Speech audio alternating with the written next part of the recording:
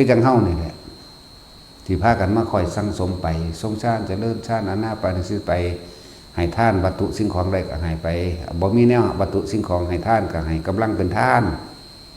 บ่มีกำลังเป็นท่านก็ให้สติปัญญาเป็นท่านเอิ้นว่าให้ธรรมะท่านแนะนำผู้นั้นผู้นี้ไปมหันเด้ออุ้ยเพิ่นเทศดีดี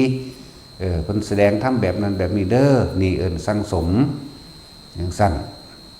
และการต่อไปในภายภาคหน้าการบรรลุธรรมของคนเป็นอย่างจริงต่างกันบางองค์บรรลุธรรมอย่างรวดเร็วบางองค์บรรลุในขณะที่น้อมจิตเพื่อที่จะฟังธรรมเรียกว่าบรรลุด้วยการฟังก็มีใช่ป่ะล่ะเพราะว่าเขาจะสั่งสมไว้แล้วใช่ว่านี่บรรลุด้วยการแสดงธรรมก็มีคนผู้นั้นบ่ทันบรรลุหยังคนผู้แสดงธรรมเข้าใจว่าล่ะบ่ได้บรรลุหยังแต่ว่าเพิ่นนำคำสอนต่างๆออกมาจากไตรปิฎกมั่งออกมาจากการทรงจำนั้นนี่มาแล้วเพิ่นกับพยายามที่